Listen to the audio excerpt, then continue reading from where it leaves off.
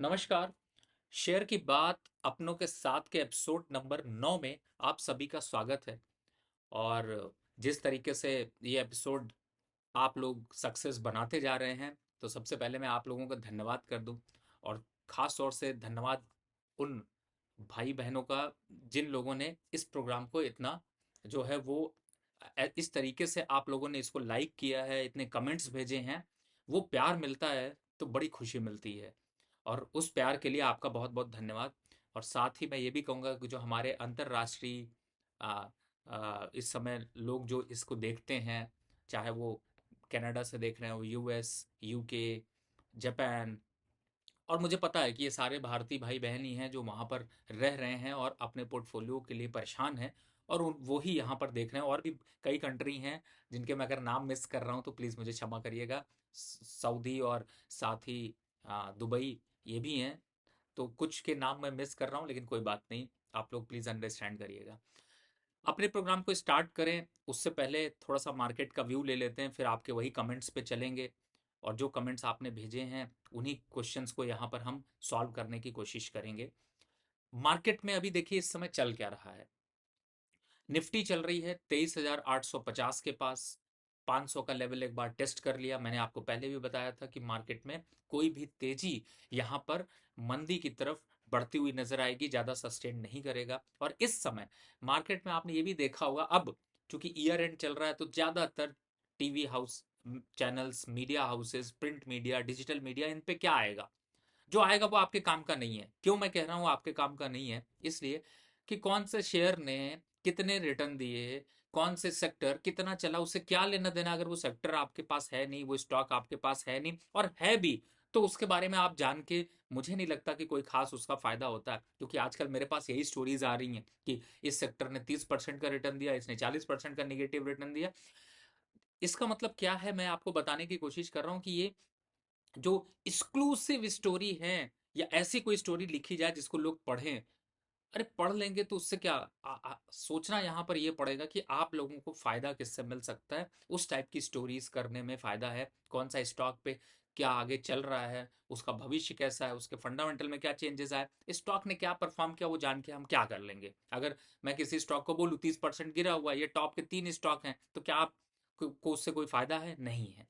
तो इस तरीके की चीजें इग्नोर करिए। दूसरी एक बात जो मैं फिर से रिपीट कर रहा हूँ, इस समय मैं देखिए मैं 10 स्टॉक आपको 1 साल के निवेश के लिए देने वाला हूं। और उन 10 स्टॉक की लिस्ट मैंने जारी करी है।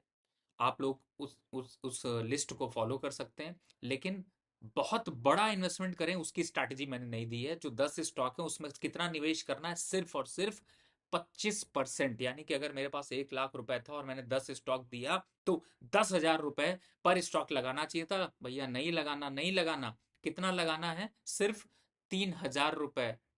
एक स्टॉक में 3,000, यानी कि टोटल मिलाकर 30,000 रुपए आपको लगाने हैं। 70% स्टॉक अभी खाली रखिए, क्योंकि थोड़ा डिप आएगा, करेक्शन आएगा, और जैसे जैसे करेक्शन आएगा उस तरीके से हम स्टॉक पर निवेश करेंगे और आपके पोर्टफोलियो को नए तरीके से मैनेज करेंगे। और क्यों मैं ऐसा आपको समझा रहा हूं, क्योंकि एक कॉमन तरीका होता था कि आप गए सीधे, आपने खरीद लिया, पैसा आपको काट रहा है और वो स्टॉक फिर गिरना चालू हो जाए। इस तरीके की एक्टिविटी अब नहीं करनी। अब आपको समझना, सीखना, जानना ये है कि स्टॉक में निवेश करने की किस तरीके से स्टाइल रखा जाए, क्या स्ट्रैटेजी रखा जाए, जिससे कि आपको पेन कम से कम हो।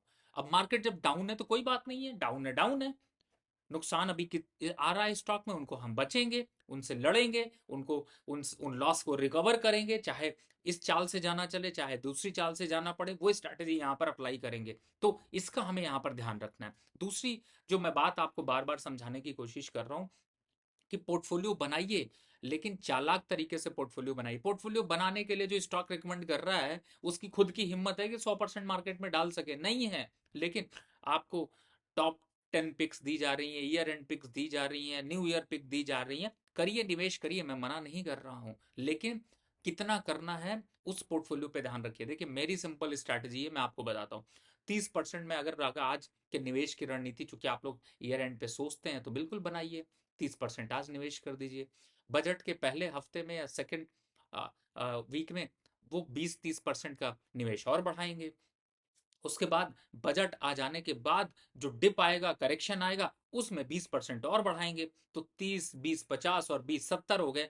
30% का निवेश मैं अभी नहीं करूंगा, करूंगा जब कोई एक्सक्लूसिव अपॉर्चुनिटी आएगी, जब उनके रिजल्ट्स आएंगे, जब उन कंपनियों के यहाँ पर कोई एक्टिविटी होगी, तो वो 30% का फंड अभी मैं खाली करके रखूंगा और उसको अपॉर्चुनिटीज के लिए यहाँ पर निवेश करूंगा। तो ये स्ट्रैटेजी पूरे अगले साल के लिए है, और साल की स्ट्रैटेजी के साथ आप निवेश की रणनीति बनाइए। लेकिन मेरा फिर से ही कहना है, जो 10 स्टॉक मैं निकाल रहा हूं, उन स्टॉक्स पे यहाँ पर आप सोच समझ कर निवेश करें, लेकिन सिर्फ 30% का ही निवेश करना है। पोर्टफोलियो बनाइए, 28-30% कमाएंगे, लेकिन सोच ऐसे तरीके से चलेंगे कि हमको अगर नुकसान भी हो तो नुकसान कम से कम हो। और इक्विटी मार्केट का तो फायदा यही सबसे बढ़िया है कि आप कुछ भी और कैपिटल कहीं भी और लगा दीजिए, आपको जब जरूरत है तो मिल पाएगा, क्या नहीं मिल पाएगा। लेकिन इक्विटी मार्केट में आप जब चाहे तब आप लॉस में है, लॉस में है, प्रॉफिट में, प्रॉफिट में, लेकिन शेयर बेच के दूसरे दिन अकाउंट में आपके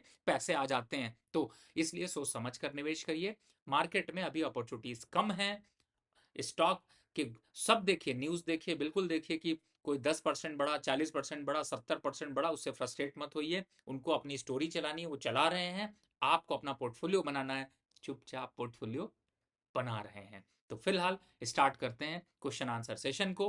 पोर्टफोलियो के स्टॉक्स आपको हम शेयर करेंगे, लेकिन क्वेश्चन आंसर देखते हैं, क्योंकि आप लोग का प्यार इतना मिलता है कि मुझे ऐसा लगता है कि उससे मैं बहुत मीठा होता जा रहा हूँ। तो वो मिठाई आप लोगों की आती रहे, मुझे आप सपोर्ट देते रहें, बस यही चाहिए। तो चलिए स्टार्ट करते हैं अपने प्रोग्राम को। शेयर की बात अपनों के साथ के एपिसोड नंबर 8 में आपने देखा, और थोड़े से व्यूज़ कम हुए, 26,000 लोगों ने सिर्फ देखा। शायद लोग ज़्यादातर छुट्टियों पे गए होंगे, और अच्छी बात है, आप अपनी छुट्टियों पे एंजॉय करिए, परेशान मत होइए। स्टॉक के पोर्टफोलियो को हम चमका कर रखेंगे, नुकसान जो है वो आपका रिकवर होगा। धीरे धीरे स्टॉक में थोड़ी एक्सरसाइज करेंगे। अच्छी बात ये रही कि यहाँ पर 913 लोगों ने कमेंट भी किया है, तो दिल से आप सभी का बहुत बहुत धन्यवाद। और आप लोगों के सारे सवालों को मैं यहाँ पर कवर करने वाला हूँ, देखिए। और लेकिन आज थोड़ा सा मैंने, कई लोगों ने ये कंप्लेन करी कि थोड़ा सा चार्ट आपको प्रॉपर नहीं दिखता, तो मैं कोशिश कर रहा हूँ कि चार्ट आपको प्रॉपर दिखे, इसलिए मैं कमेंट्स आप लोगों को दिखा दे रहा हूँ। और इसके बाद आपके इन्हीं सवालों को मैं लेकर रहूँगा। आप सभी का बहुत बहुत धन्यवाद। कुछ लोगों के मैं कमेंट्स पहले पढ़ देता हूँ, फिर सवाल की तरफ जाता हूँ। रजनीश चौधरी जी, आपका बहुत धन्यवाद। बहुत, जिन लोगों के नाम नहीं ले रहा हूँ प्लीज़ बुरा मत मानिएगा, लेकिन आपका दिल से प्यार जो मिल रहा है वो मुझे बहुत अच्छा लग रहा है। विक्ट्री हिंदी के नाम से आईडी बनाई, पीके सिंह साहब, तो ऐसे बहुत से लोग हैं जो अपना प्यार देते रहते हैं, कपिल और अमित जी। तो इस प्यार के साथ ही मैं आगे बढ़ता हूँ। तो आज मैं उस चार्ट को थोड़ा सा चेंज कर रहा हूँ, जिससे कि आप ये कमेंट देख लीजिए, और ये सभी कमेंट जो हैं वो आप लोगों के हैं, और यही स्टॉक्स मैंने लिए हैं। आप देखिएगा, वो सारे स्टॉक्स जो आपने क्वेश्चन पूछे उसका रिप्लाई कर रहा हूँ। और ध्यान भी रख रहा हूँ कि कोशिश करूँ कि कोई भी सवाल यहाँ पर मिस ना हो। तो ज़्यादा से ज़्यादा स्टॉक्स को यहाँ पर हम कवर करेंगे, और उन स्टॉक्स की चर्चा करेंगे कि जिससे कि कोई स्टॉक्स आपका मिस ना हो पाए। तो चलिए स्टार्ट करते हैं। बात कर लेते हैं पहले निफ्टी की। और निफ्टी के लेवल्स को आप देख रहे हैं कि ये एक सिंपल दायरे में यहाँ पर फंसा हुआ है, और वो दायरा जो है वो काफ़ी हद तक एक 24,000 का, और लोअर साइड पे अगर जाते हैं तो लगभग 23,500 का, 23,500 से 24,000 के बीच में यहाँ पर ये कंसोलिडेट कर रहा है। और तब तक निफ्टी में कोई अप ट्रेंड नहीं आएगा जब तक 24,000 के ऊपर का क्लोजिंग एटलीस्ट एक हफ्ते ना हो। अगर नहीं होगा तो कोई अप ट्रेंड नहीं है। हाँ, डाउन साइड पे यहाँ से फिर से आसार देख सकते हैं, और 24,500, 23,500 का लेवल, यानी 23,500 का लेवल अगर टूट जाता है तो आपको यहाँ पर और डाउनफॉल देखने को मिल सकता है। अब आते हैं निफ्टी के व्यू के बाद सीधे सवालों की तरफ। पहला सवाल हमें भेजा है वोल्टास का, और इस समय वोल्टास को अगर देखते हैं तो वोल्टास हमें क्या दिखा रहा है। वोल्टास ये अच्छा शेयर इस समय अच्छा है, बॉटम आउट यहाँ पर ये सपोर्ट ले चुका है, पोजीशन को होल्ड रखिए, और कोशिश करिए कि इन लेवल्स पर अगर आप बाय करना चाहें तो पहला बाय का लेवल है 15 और दूसरा बाय का लेवल है 1670। इन दोनों रेंज पे बाय करिए क्योंकि यहाँ से ये स्टॉक वापस से 1800 तक जा सकता है। स्टॉप लॉस यहाँ पर 1620 1650 का रखिए। वोल्टास का मुझे यहाँ पर एक अच्छा अपट्रेंड दिखाई दे रहा है। अगले स्टॉक की बात करें तो इस समय जोमेटो अगला स्टॉक है जोमेटो। और जोमेटो पे तो फिलहाल मुझे फिर से याद आता है, देखिए लास्ट वीक ही मैंने कहा था, ये देखिए कि ये स्टॉक सिर्फ यहाँ पर इन लेवल्स पर बेचने के लिए है। इसको खरीदारी बिल्कुल मत करिए, भरोसा मत करिए क्योंकि इसके फंडामेंटल खराब हैं। थोड़ा सा ऑपरेटेड स्टॉक है लेकिन इसमें गिरावट का ही ट्रेंड आएगा और 240 के लेवल आएंगे। अगर हैं तो एग्जिट कर लीजिए, मुझे नहीं लगता यहाँ पर आपको रुकना चाहिए। अगला स्टॉक है जीएसएफसी।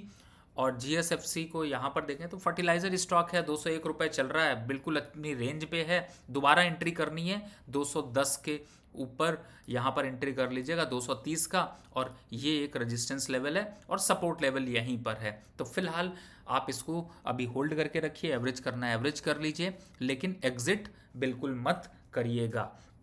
इस समय के स्टॉक जो है वो खास तौर से जो केमिकल स्टॉक्स हैं उन पे एक बात का ध्यान रखिए कि केमिकल स्टॉक्स इस समय सरकार चूँकि जब प्री बजट प्लानिंग हो रही होती है तो थोड़ा करेक्ट होते हैं लेकिन एक अच्छी रैली भी दिखाते हैं, तो यहाँ पर उसके लिए वेट करिए। जी शिपिंग की बात कर लेते हैं क्योंकि इस स्टॉक को कई लोगों ने पूछा है। अच्छी बात यह है कि जी शिपिंग अब 950 और 960 के बीच में स्टेबल हो रहा है। ये यहाँ पर एक राउंडिंग बना रहा है और मुझे ऐसा लगता है कि अब 980 से बढ़कर ये 1080 की तरफ जाएगा। अगर पोजीशन है होल्ड करके रखिए, 950 के स्टॉप लॉस से 950 अगर कट जाता है तो वापस से एक बार सवाल जरूर पूछिएगा। अगला सवाल है विप्रो का। और विप्रो इस समय चल रहा है आपका 309 रुपये। फिलहाल तो स्टॉक देखिए फिलहाल अभी डाउन टेरिटरी पे है, मुझे ऐसा लगता नहीं कि इस स्टॉक पे आप बाय करिए क्योंकि ये वापस से संकेत जो है वो पुअर दिखा रहा है और मुझे ऐसा लगता है कि मैक्सिमम ये 320 315 के पास आके फिर से एक गिरावट का ट्रेंड लेगा। तो फिलहाल इस स्टॉक से एग्जिट कर लीजिए। अगला स्टॉक है स्वान एनर्जी। और अगर मैं स्वान एनर्जी को देखता हूँ तो इस स्टॉक में भी थोड़ा सा एक बॉटम आउट प्रोसेस हो रहा है, इस प्रोसेस को होने दीजिए और इस स्टॉक पे नज़र रखिए। 750 के ऊपर जो मैं मार्किंग कर रहा हूँ ध्यान रखिएगा, 750 के ऊपर निकलेगा तो 790 तक जाएगा। फिलहाल 700 के आसपास आता है तो थोड़ा एवरेज कर सकते हैं 20 रुपीज़ के स्टॉप लॉस से, कोई रिस्क यहाँ पर नहीं है। अगला है एक्मे सोलर। तो ये तो अभी की लिस्टिंग है लेकिन फिर भी देखते हैं कि इस स्टॉक में क्या दमखम चल रहा है। एक्मे सोलर 236 रुपये चल रहा है और यहाँ पर एक ये जिग जैग पैटर्न आपको दिखाई दे रहा है। इस जिग जैग से जब निकलेगा यानी कि जब तक ये 250 के ऊपर क्लोजिंग नहीं देगा नहीं चलेगा। और अभी के हिसाब से देखें तो थोड़ा सा डाउनवर्ड यहाँ पर जाने के चांसेस ज़्यादा हैं। एक बार ये स्टॉक जो अभी इस समय 236 रुपये चल रहा है, ये आप देख रहे हैं 236 रुपये चल रहा है, इसमें गिरावट आ सकती 225 रुपये तक का यह लेवल दिखा सकता है। कॉनकॉर की बात कर लेते हैं। कॉनकॉर इस समय कंटेनर, देखिए रेलवे के स्टॉक्स तो वैसे मुझे लगता है कि इन लेवल्स पर सेल मत करिए, इसको बिल्कुल यहाँ पर एवरेज करके चलिए। और इस समय के हिसाब से अगर देखें तो 850 तक के लेवल यहाँ पर वापस आ सकते हैं। पोजीशन को होल्ड रखिए, काटने की ज़रूरत नहीं है। अगला स्टॉक है आईजीएल। और इस समय आईजीएल में थोड़ी प्रॉफिट बुकिंग आई है, ये अच्छी बात है। अगर प्रॉफिट बुकिंग आ जाए तो और भी मज़ा आ जाएगा क्योंकि ये 380 के लेवल पर मिलता है तो फिर लीजिए, वापस से आपको 420 और 415 के टारगेट आसानी से अचीव होते हुए नज़र आएंगे। अब तक कुल मिलाकर मैंने 12 स्टॉक कवर कर लिए हैं। हुडको पे चलते हैं क्योंकि हुडको पे बहुत से लोग सवाल पूछते हैं और हुडको का फ्यूचर तो फिलहाल बहुत ज़्यादा ब्राइट नहीं दिख रहा था लेकिन फिर भी इस समय ओके 200, तो फिर ये स्टॉक को तो होल्ड करके रखना है, कहीं काटना नहीं है। 200 के स्टॉप लॉस से बने रहिए, कोई दिक्कत नहीं है। 225 है 220 इन लेवल्स पर थोड़ा सा अगर एवरेज करना चाहते हैं तो आप एवरेज कर लीजिए, लेकिन 232 के ऊपर निकलेगा तो ये स्टॉक वापस से 260 की तरफ बढ़ जाएगा और मुझे लगता है बजट के टाइम पे इसमें भी एक्टिविटी आपको देखने को मिलेगी। अगला सवाल है पीटीसी। हालांकि पीटीसी इंडिया पे मैंने अभी 140-42 रुपए पे बाय दिया है, 47 रुपए चल रहा है। ये देखिए 40 रुपए पे बाय दिया है, 47 चल रहा है। अभी कंटिन्यू रखिए 162 के आसपास के लिए। फ्रेश बाय भी यहाँ पर करना चाहते हैं तो आप बिल्कुल करके चलिए, कोई दिक्कत नहीं है। आ जाते हैं वीडीएल पर। देखिए मैं जो स्टॉक्स लिख रहा हूँ आप लोग इसको देख लीजिए। कमेंट करने से पहले आप देखिए कि वो स्टॉक कवर किया गया कि नहीं कवर किया गया। अभी फिलहाल इस स्टॉक में एक बड़ा सा पैटर्न यहाँ पर डाउन साइड के लिए दिखाई दे रहा है और अभी जो करेक्शन है वो 430 रुपए तक जा सकता है। स्टॉक अगर है तो होल्ड करके रखिए, लेकिन 430 की तैयारी जरूर कर लीजिए। एशियन पेंट की तरफ आते हैं। एशियन पेंट पे इस समय एशियन पेंट तो वैसे ये देखिए यहाँ पर था कि अगर ये रेट निकलेगा तो आपको 2500 के ऊपर जाएगा, लेकिन इसने नीचे का ब्रेक डाउन दिया है और अभी भी ये डाउनवर्ड टेरिटरी में 2000 के लेवल्स आ जाएंगे। तो फिलहाल हो गए अब तक 15 स्टॉक यहाँ पर कवर। और अभी फिलहाल एशियन पेंट से बनाकर रखनी है आपको दूरी, खरीदारी नहीं करनी है तो चेंज कर लीजिए, किसी दूसरे स्टॉक पे चले जाइए। अगला स्टॉक है BRNL। इस पे बहुत से लोग सवाल पूछते हैं। BRNL पे एक टाइम था जिसको मैं इसको रिकमेंड करता था, लेकिन अब रिकमेंडेशन यहाँ पर नहीं है और इस समय अभी गिरावट और हो सकती है, 42 रुपए तक आ सकता है। 42 के पास अगर 42-43 के भाव पे आएगा तो यहाँ पर बाय बनता है। अप साइड के लिए अगर देख रहे हैं तो एक 50 का कैप है, तो फिलहाल वेट कर लीजिए। 42 आता है दोबारा थोड़ा एवरेज कर लीजिए, स्टॉक को मत काटिए, कोई ऐसी परेशानी नहीं है। गेल की तरफ चलते हैं। थोड़ा मैं जल्दी बोल रहा हूँ, जल्दी स्टॉक ले रहा हूँ, तो प्लीज़ आप लोग उसको बुरा मत मानिएगा और कोशिश करिएगा रिपीट करके स्लो करके सुन लीजिएगा। 190, ये देखिए ये बेस है, इस बेस पे खरीदारी करिए। 215-220 के आसपास के लेवल मिलते रहेंगे। SIP stock, SIP stock, SIP stock, GAIL है आपका एसआईपी स्टॉक। दूसरा एसआईपी स्टॉक है पीटीसी इंडिया। पीटीसी इंडिया यहाँ पर एसआईपी स्टॉक है, उसको भी कंटिन्यू रखिए। लेकिन जो नहीं है एसआईपी स्टॉक, वो कौन सा है? वो है पीएनबी, बेकार सा स्टॉक, डाउनवर्ड चैनल, करेक्शन अभी और आएगा और ये आ जाएगा अब 90 रुपए के आसपास। दूरी बनाइए इस स्टॉक से, इसको नहीं लेके चलना है। और एक स्टॉक और है जिससे आपको दूरी बनानी है, वो है एमएमटीसी। फिलहाल ये देखिए आप लोग को कितनी बार बोला कि इससे निकल जाइए, अब ये देखिए वापस 50 की तैयारी कर रहा है। कोई यहाँ पर अप ट्रेंड नहीं है, एमएमटीसी से एग्जिट कर लीजिए। आज एग्जिट वाले स्टॉक शायद ज़्यादा हैं। आरबीएल बैंक, इससे भी मैं कहूँगा कि उछाल आता है। ये देखिए यहाँ पर ये जरूर दिया था कि ऊपर आएगा तो 180 के लेवल्स आ जाएंगे। पिछला चार्ट है अभी के हिसाब से 165, लेकिन 150 का एक अच्छी बात है, स्ट्रॉन्ग सपोर्ट बना रहा है। लेकिन ये देखिए तैयारी क्या कर रहा है। मैं चार्ट को और छोटा करता हूँ, ये देखिए एक हेड एंड शोल्डर की तैयारी। स्टॉक गिरेगा, आने वाले टाइम पे 120 तक आ जाएगा। दूरी बनाकर रखिए, हो गए आपके 22 स्टॉक यहाँ पर कवर। अब अगले स्टॉक की तरफ बढ़ते हैं जो है मोइल। और इस समय मोइल अगर यहाँ पर देखते हैं तो मोइल में थोड़ा सा स्ट्रक्चर वीक है, लेकिन कंसोलिडेट कर रहा है। इसको कंसोलिडेट होने दीजिए, पोजीशन है होल्ड करके रखिए। 320 के नीचे अगर जाता है तो फिर यहाँ पर चिंता का विषय होगा, तब तक अभी कोई घबराने की ज़रूरत नहीं है। अगला स्टॉक है CDSL। CDSL में एक डाउनवर्ड चैनल जरूर चल रहा है और ये डाउनवर्ड चैनल मुझे ऐसा लगता है कि थोड़ा सा यहाँ पर आकर रुकेगा, लेकिन ये ऊपर चढ़ जाए तो भी सेल बनता है, क्योंकि ये 1600 का लक्ष्य यहाँ पर अचीव करेगा। अभी चल रहा है 1780 के पास। 1840 आता है तो भी बेचना है। अभी फिलहाल वापस थोड़ा पुल बैक करता है तो ही बेचना है। एक स्टॉक और ले लेते हैं, एक्सचेंज से ही है तो BSC का। जहाँ तक इस समय अगर BSC की बात करें तो वो भी डाउनवर्ड चैनल पे दिखाई दे रहा है और यहाँ पर थोड़ा करेक्शन अभी और आएगा 4500 तक। इसमें तो बड़ी गिरावट आ सकती है, इसके संकेत ऐसे हैं कि 48-4500 तक भाव पहुँच सकते हैं, तो BSC से एग्जिट कर लीजिए। अगला स्टॉक एक्सचेंज से ही ले लेते हैं MCX, क्योंकि बहुत से लोग MCX को भी फॉलो करते हैं। देखिए इस स्टॉक पर तो मैंने बहुत पहले लोगों को बोला कि निकलिए, और अभी भी बोल रहा हूँ निकलिए। ये 5000 तक आ जाएगा, 1300 रुपये की गिरावट आएगी। चॉइस आपकी, आप रखना चाहें तो बिल्कुल रखिए, कोई दिक्कत नहीं है। अगला स्टॉक है कोल इंडिया। कोल पे तो वैसे 380 चल रहा है, मुझे लगता है बाय करके रखिए सर, उसको उस पर सवाल लेने की ज़रूरत नहीं है। ICICI बैंक को यहाँ पर देख लेते हैं। ICICI बैंक ने एक अच्छा पुल बैक यहाँ से दिया है, लेकिन ये पुल बैक सस्टेन नहीं करेगा।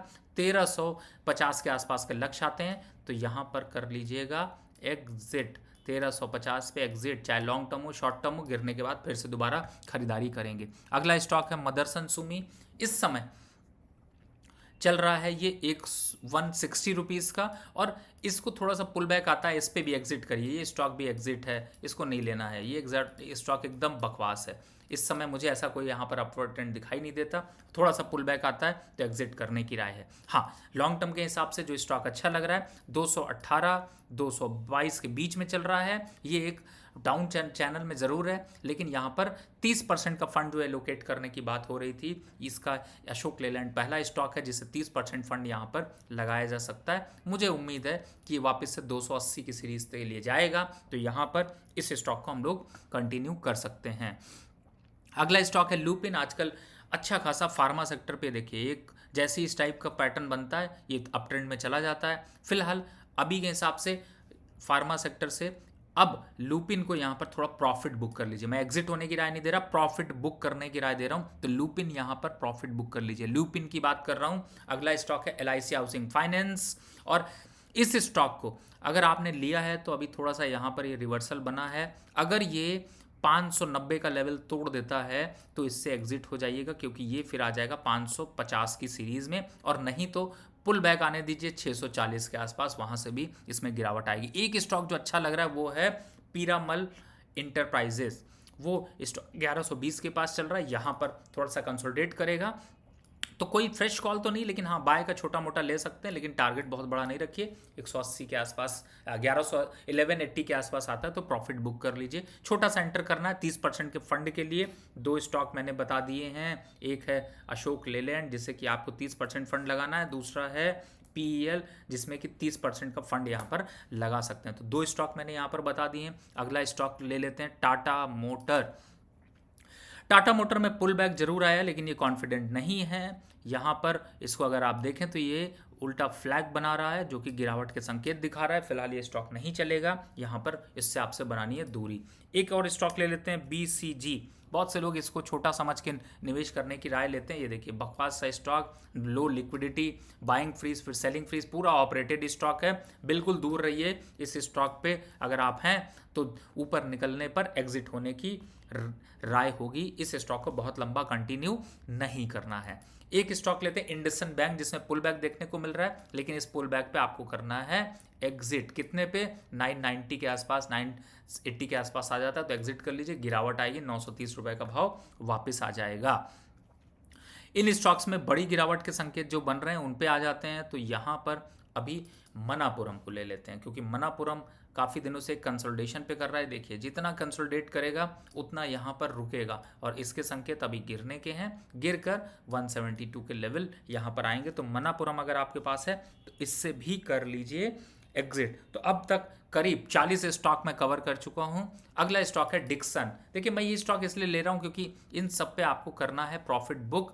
कितना लालच करेंगे? डिक्सन पे भी यहाँ पे लालच मत बढ़ाइए, बुक कर लीजिए प्रॉफिट को। 16,000 के आने के चांसेस हैं। बड़ी गिरावट यहाँ पर संकेत दिखाई दे रहे हैं, और अगर इस बड़ी गिरावट में जाएंगे तो आप फंस जाएंगे, इसलिए बेटर है कि यहाँ पर इससे कर लीजिए एग्जिट। 16,000 के टारगेट यहाँ पर देखने को मिल सकते हैं।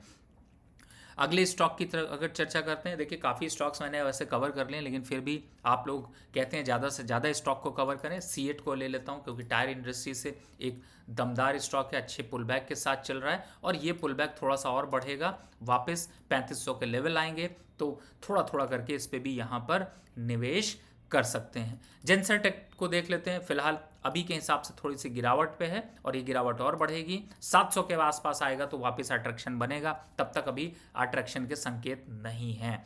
कुछ स्टॉक जिनसे और आपको एग्जिट होना है उसमें अगर आते हैं तो इस समय हिंद कॉपर, जिसमें कि एक बड़ी गिरावट के संकेत हैं, और अभी भी गिरावट की तरफ ये सपोर्ट पे खड़ा हुआ है, लेकिन ये सपोर्ट यहाँ पर टिकता हुआ सा नजर नहीं आ रहा, तो आपको इस स्टॉक में एक बार एग्जिट करना है। इसकी जगह पे बैंक ऑफ बड़ौदा को बाय कर लीजिए, वो स्टॉक यहाँ पर ज़्यादा अच्छा है, उस स्टॉक को यहाँ पर आप ले सकते हैं, तो बैंक ऑफ बड़ौदा ले लीजिए।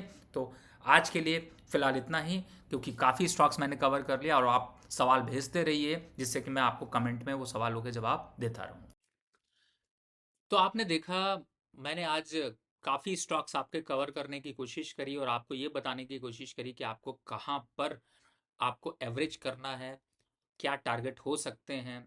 बहुत अग्रेसिव आपको नहीं रहना है, और ज़्यादा से ज़्यादा आपको यहाँ पर स्टॉक पे चिंता नहीं करनी है। आराम से बैठिए, थोड़ा नुकसान चल रहा है कोई बात नहीं है, उस नुकसान को थोड़ा अभी और दिन सस्टेंड होने दीजिए, और जो बताया उसको यहाँ पर फॉलो करें। तो फिलहाल नए वर्ष की पहले से मैं एडवांस में आप सबको बधाइयाँ देता हूँ। नया साल आपका जो है वो बहुत शुभ हो, और शुभ हो ना हो लेकिन कम से कम पोर्टफोलियो जरूर चमके, यही मेरी मनोकामना है। और आपके पोर्टफोलियो पे चमक तभी आ सकती है जब आप उसको स्मार्ट तरीके से मैनेज करें और दूसरों की थोड़ा कम सुने। तो यहाँ पर इसी के साथ मुझे दीजिए विदा। फिर से अगले हफ्ते मिलेंगे यहाँ पर, आपको आपके शेयर और मेरी राय के साथ में। तो नमस्कार।